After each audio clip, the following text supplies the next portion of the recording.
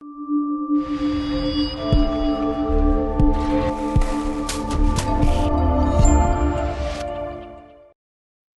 afternoon, and welcome to the Middle East Forum's weekly podcast series. I'm Stacey Roman, and I will be moderating this discussion today.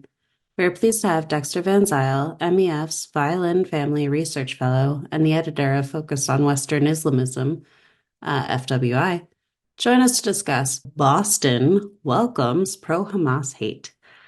Mr. Van Zile will speak for 15 minutes, followed by 15 minutes of Q&A from the audience. Should you wish to ask a question, please use the Q&A box located at the bottom of your screen to type your question. And with that, I'll turn the discussion over to Mr. Dexter Van Zile. Thank you so much, Stacey. And I want to thank everyone for attending today's webinar. Just about a month ago, I attended a gala at the Islamic Society of Boston Cultural Center on Malcolm X Boulevard in Roxbury, Massachusetts. It was a fundraising event for another mosque that's located nearby called the Mosque for the Praising of Allah, which is led by Imam Abdullah Farouk, a well-known Islamist radical that I had written about previously for Focus on Western Islamism. The event was held on January 13th, the 100th day after the massacre perpetrated by Hamas on October 7th. And I'm going to speak briefly a little bit about what I saw at the conference, but I really want to speak primarily about what I saw reveals about how Islamists are able to ingratiate themselves into the public square, despite the anti-democratic impulses that motivate their agenda. It was a high-profile event attended by Tanya Fernandez Anderson, the first Muslim elected to serve on the Boston City Council, and Siraj Wahhaj, another radical from New York City, another radical imam. And I've written critically about all of these folks. And there were two important messages offered at the gala.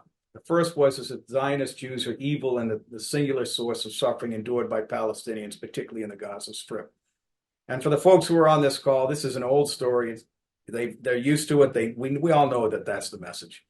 A second message that I think is actually very interesting is that if only Jews knew and accepted their place in the societal order that governed the Middle East prior to the fall of the Ottoman Empire and Israel's creation in 1948, the violence Jews have endured at the hands of Arabs and Muslims in the region would never take place. And according to this narrative, the problem that needs fixing isn't Muslim supremacism and Islamist hostility towards Jews, which was on such terrible display on October 7th, but the Jewish insistence on being a free and sovereign people. And I documented this in an article that was published by the White Rose magazine and also reprinted on the Middle East Forum's website. And I want to thank the folks at White Rose for publishing it. The story that I just described is what you can call the happy dhimmi myth, the Muslim Middle East version of the happy darky myth deployed by white supremacists in the American South, which was recently documented by authors Pollock and Norwood in the most recent issue of the Middle East Quarterly. The happy darky narrative portrayed the Black demand for rights in the territory where they were previously enslaved as a source of instability and suffering in the United States, the American South especially. And the happy dhimmi narrative says essentially the same thing about Jews in the Middle East. The story is that if they just abandon their impulse to be Zionist and to be a self-governing and sovereign people, that there wouldn't be any problems in the Middle East. And I've seen this narrative on display for a long time. But the thing is that I think that the article that I just mentioned in the Middle East Quarterly, which I would encourage you to read, really gets at this. The thing that really I found interesting, and if you look at the quotes, that it's pretty well documented. I don't want to rehash that. Farouk and Anderson told this story to an intimate, almost familial gathering of middle to upper class Blacks and immigrant Muslims, proud of the role that they play in the political, cultural, and social life in the city of Boston.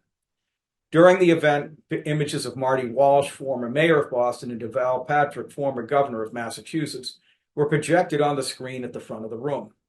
And these images demonstrated that the man in charge, Imam Farouk, could get his phone calls returned from important politicians in the city. He has not been marginalized or canceled because of the hateful things that he has said about Israel and the United States over his career. Politicians return Farouk's calls despite his extremism for a number of reasons. First, he's a high-profile player in the interfaith community in the city. The Greater Boston Interfaith Organization, a nonprofit which promotes progressive issues such as affordable housing, features an image of Farouk on its landing page. Second, the mosque he leads operates a food pantry relied upon by Muslims and non-Muslims alike in the poor section of the city. And I've interacted with Imam Farouk, and he's an affable, friendly guy. He's not, he has some very problematic ideologies that he promotes, but at the same time, when you deal with him face to face, he's pretty affable.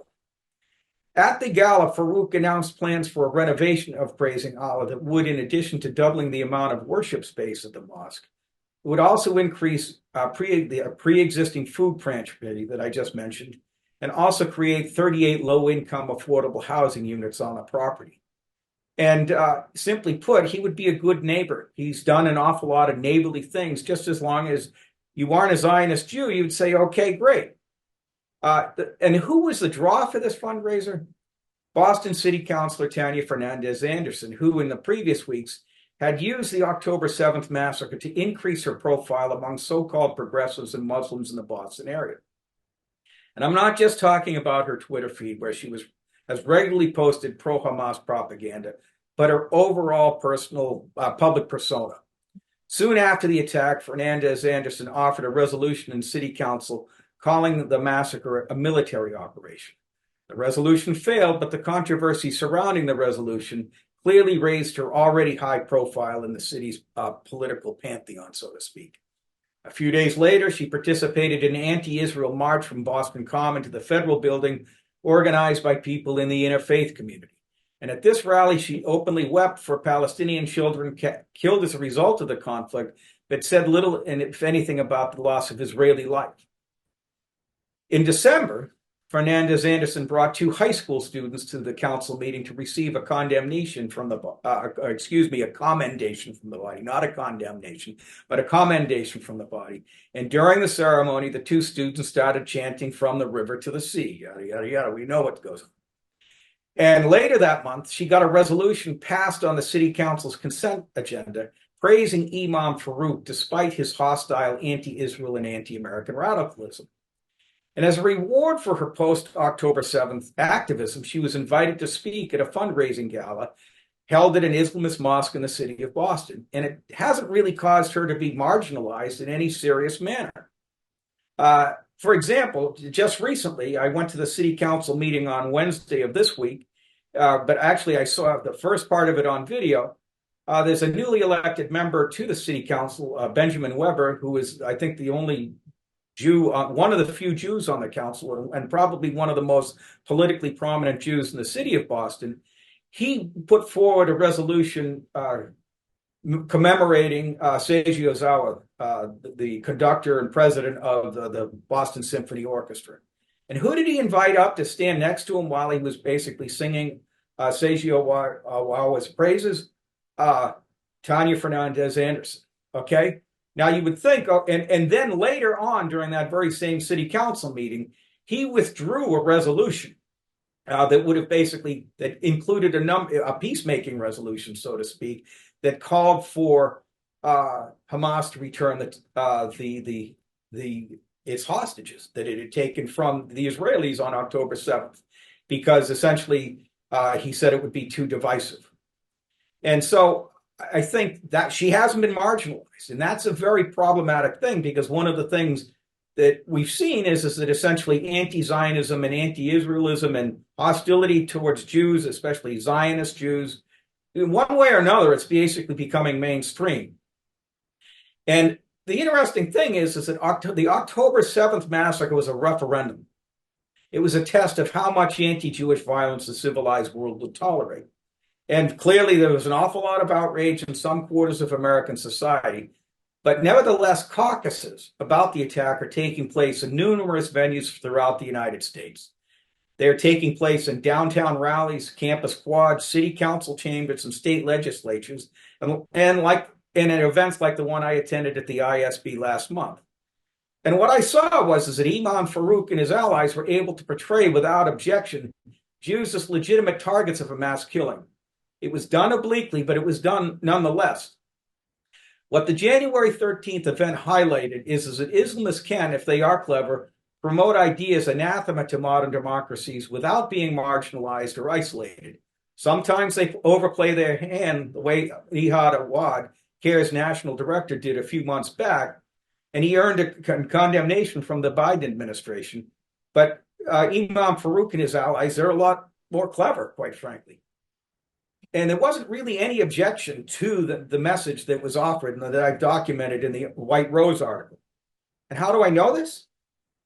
When Siraj Wahhaj, the radical imam from New York City, asked the audience to put their hands up if they were willing to donate to the renovation project I described previously, virtually the entire crowd put up its hands. Okay? They weren't put off by the things that they heard Tanya Fernandez Anderson and Imam Farouk say about Zionist Jews and how essentially everything was fine for Jews prior to Israel's creation. Now, exactly how popular is the narrative put forth at this gala? The data is somewhat muddled and contradictory. Support for Israel in the United States remains strong, but a recent survey conducted by the Center for American Political Studies at Harvard indicates that 51% of Americans between the age of 18 and 24 think Israel should be ended and given to Hamas and the Palestinians. And yet at the same time, 60% of the people in this age group think Hamas should be removed from power in the Gaza Strip. But more ominously, while 66% of the respondents in the 18 to 24 age group think that Hamas's October 7th massacre constituted genocide, 60% stated that October 7th was justified by Palestinian grievances. Now, maybe these young people will come to their senses later as they abandon the impulse to virtue signal through radical politics and lean into the work of accomplishing the task of getting jobs, getting married, having kids, and raising families. But the data is pretty bothersome nonetheless. What we haven't seen is data regarding how people respond to a whole host of other anti-democratic impulses present in Islamism. And I'm not just talking about hatred for Israel. I'm talking about contempt for free speech, the desire to impose blasphemy laws, and to render the criticism of Islam taboo, if not illegal. I'm talking about the imposition of modesty rules on all women, Muslim or not, and the legitimization of violence against women who do not follow these rules. And yes, even support for the establishment of a caliphate to overthrow the political order in Western democracies. One of the things that we have seen is increased expressions of that idea in the aftermath of the October 7th attack. Once these impulses are granted an opening, they spread and replicate through a process of complacency generating ingratiation in which neighborly acts of kindness are used to lull people into thinking that Islamists and the ideas they espouse aren't so bad. Abraham Lincoln described this process in a speech that he gave in Kalamazoo, Michigan in 1856. Speaking after the passage of the Kansas-Nebraska Act, which allowed slavery in states where it was previously banned, he asked his audience to suppose that 10 men move into Nebraska. 9 of these oppose slavery, 1 has 10 slaves. The slaveholder is a good man in other respects. He is a good neighbor, and being a wealthy man, he is able to do to the others many neighborly kindnesses. They like the man, though they don't like the system by which he holds his fellow men in bondage. Now, I think Islamism is actually a system by which some Muslims seek to hold their fellow men in bondage. Lincoln continues, these 10 men live together for 3 or 4 years. They intermarry, their family ties are strengthened, and who wonders in that time the people learn to look upon slavery with complacency. This is the way in which slavery is planted and gains so firm a foothold. And I think that the same process is playing itself out with Islamism in the United States through a process of complacency generating ingratiation, which was clearly on display at the fundraising event that I saw last month. How can we counter and defeat this campaign? Well, after reading the article in the Middle East Quarterly that I mentioned earlier, and that expose on the happy dhimmi myth, I think that we can use the techniques used to delegitimize slavery before the Civil War and white supremacism after the Civil War. Those techniques can be used to delegitimize Islamism today. And clearly we need to open up a new front in the war of ideas with more articles like the Pollack and Norwood article published in the Middle East Quarterly. But we need more than that. We need to highlight obvious parallels between white supremacism and Islamist supremacism and do so in a way that simply overwhelms the ability of pro-Hamas activists and their allies to render this supremacism acceptable. In other words, we need texts and movies that highlight the horror of Islamism the way books like Uncle Tom's Cabin and Frederick Douglass's biographies highlighted the horrors of slavery. We need movies like 12 Years a Slave and Django that highlight the horrors of slavery and white supremacism in the United States, except we need those movies to direct people's attention to the horrors of Islamism and its impact on human lives in a visceral way. We need books like The 40 Days of Musa Dagh by Franz Werfel, which highlighted the horrors of the Armenian genocide in such a compelling way that the Turkish government moved mountains to stop the production of a film about that book or based on that book into a motion picture. Other movies such as Schindler's List did the same thing with Nazism, and Leon Uris's Exodus helped legitimize and valorize Israel's creation of the minds of many Americans in the 1960s. Clearly, such storytelling is outside the purview of the Middle East Forum.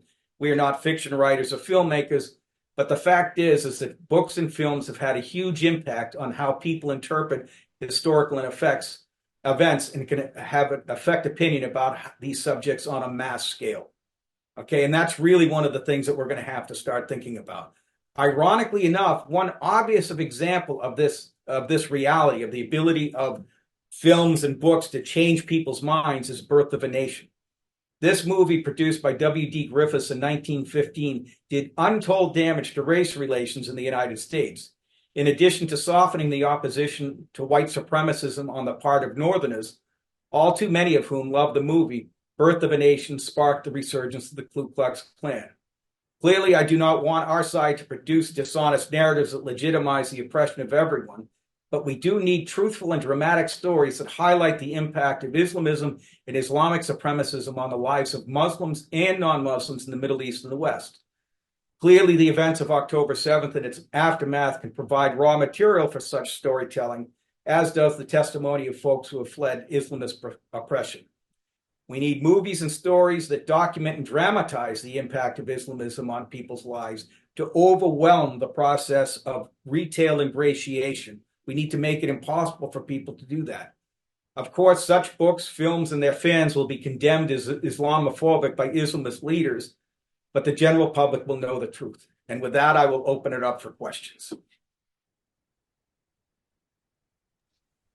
All right, thank you so much. So the first question we have, during your talk, you suggested that by perpetrating the October 7th massacre, Hamas was holding a referendum on the dissolution of Jewish sovereignty. Clearly, Israelis are not going to vote in favor of it, or clearly Israelis are going to vote in favor of Israel's continued existence. Who is Hamas trying to get to vote against Israel's existence by perpetrating the attack?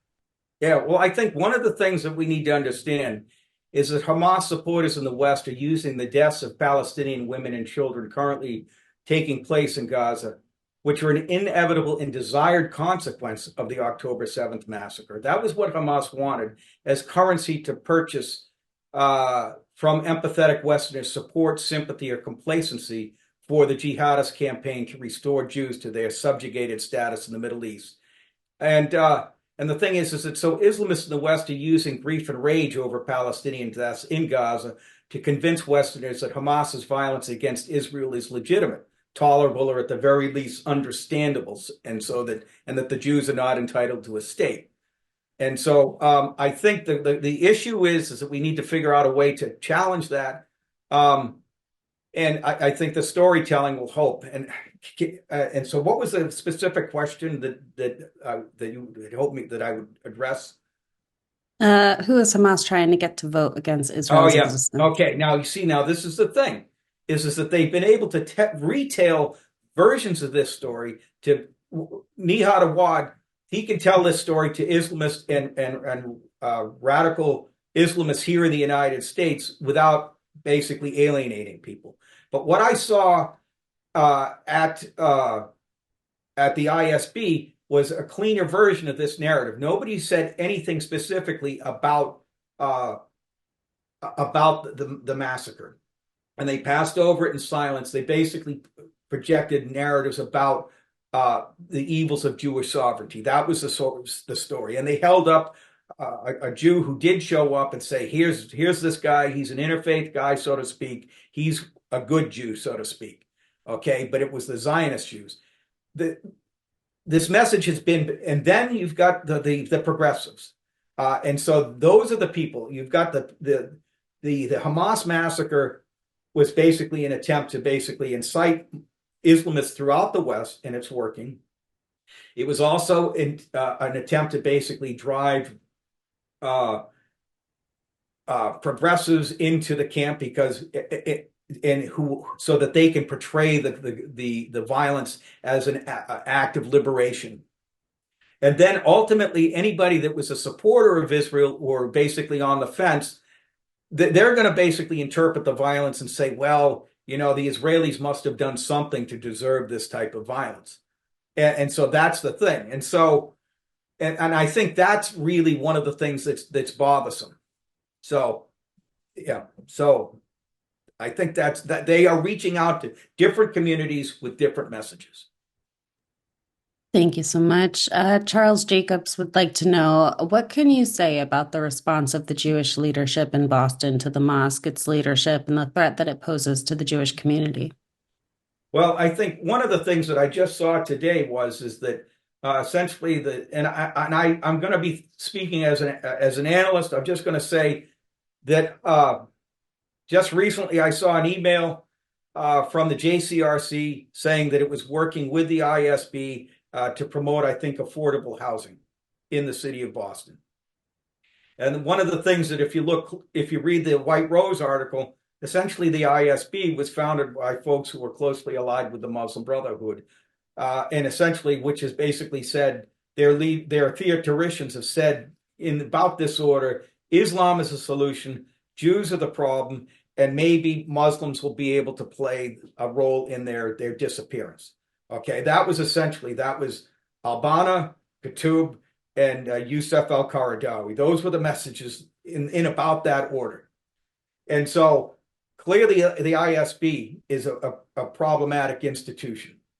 And then if you look at the Greater Boston Interfaith Organization, they have a picture of Abdullah Farouk on their front page. If you go to their landing page, you will see that Abdullah Farouk is front and center. And so that's a very troublesome thing. The problem is that if the JCRC or the federations basically don't allow themselves to participate in larger campaigns, their phone calls are not going to be returned. They're going to be slowly marginalized. And I don't have an easy solution for it.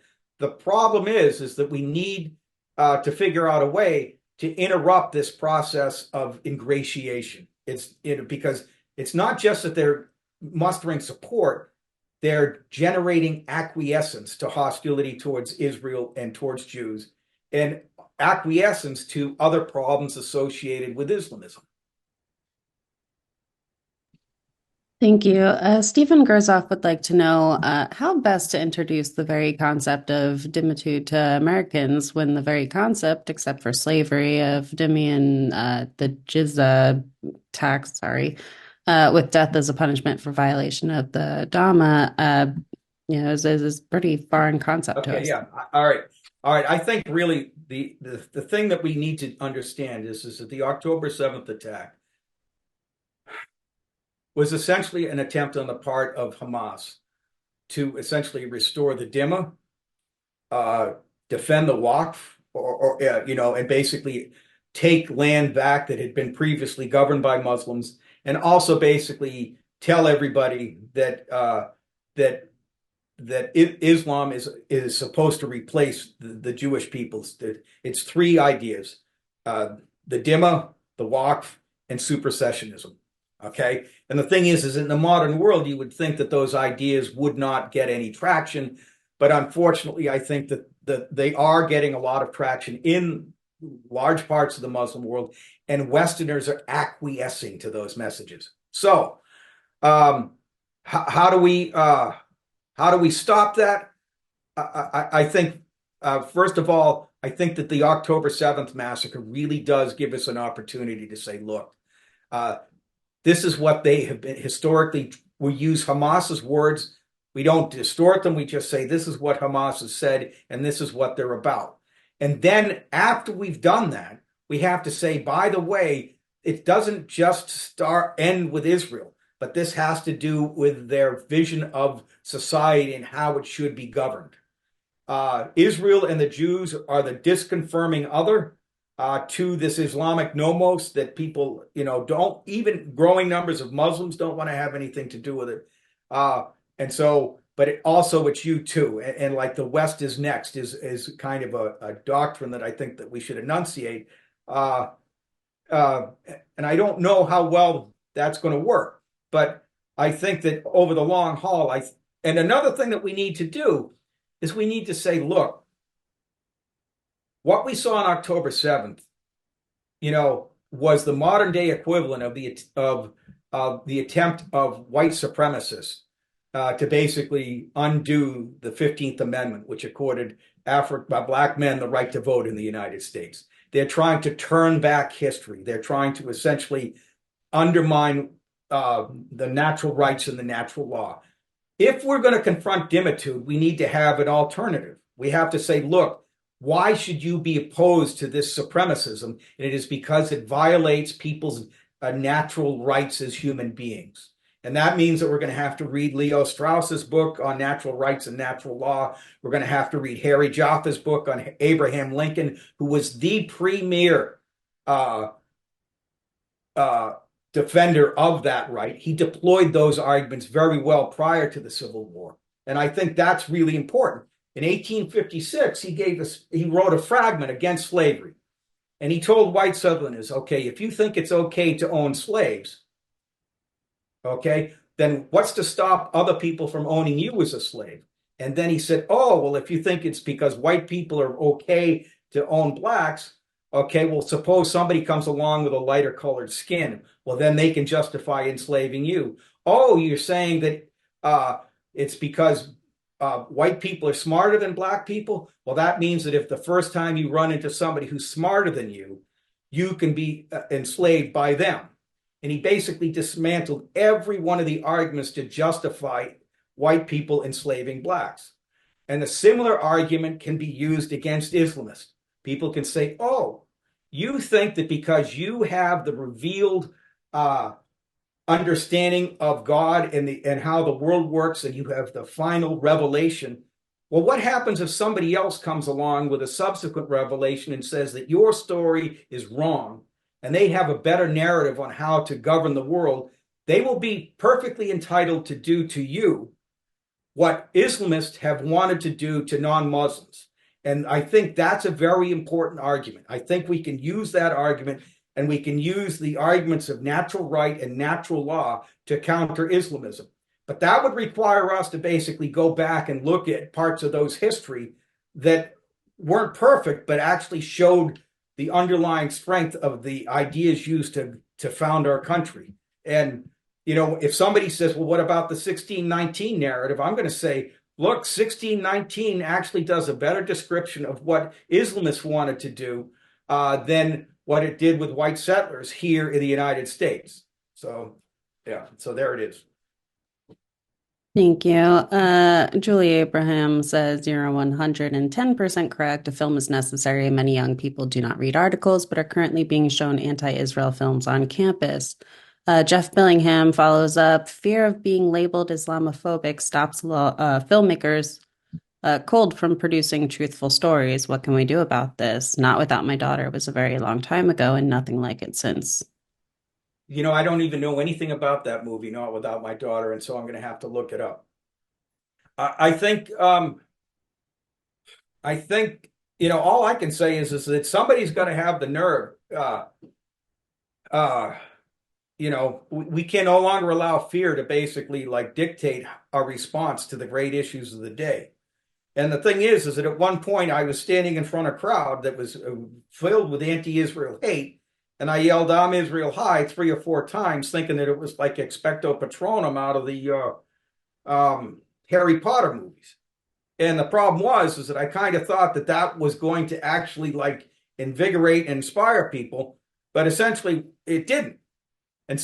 And the reason why is because too many people had been afraid, and too many people had basically internalized the narrative that there's something wrong with Jewish sovereignty, and that we need to figure out a way to make peace with the people who would, and also it's not just Israel, it's the West in general. And I've made this point many times in these webinars, is that people who think the West is bad are not going to actually have the nerve or the courage to stand up to Islamism, even as these Islamists use arguments that Western civilization gave them to portray themselves as victims. They're going to say, you're interfering with our natural rights and our natural law. Well, the fact is that those arguments came from the West, and here you are undermining the West. So, but I think we just need courage. And courage is, in many respects, you know, it's a very, very valuable commodity, and you don't see it all the time. Absolutely. Well, thank you so much. We've come to the close of our podcast. Dexter, thank you for joining us today. Thank you. Thank you very much. Bye, everyone. For our viewers, please be on the lookout for our weekly podcast offerings email coming out over the weekend. Thank you all for joining us, and I hope you have a wonderful day.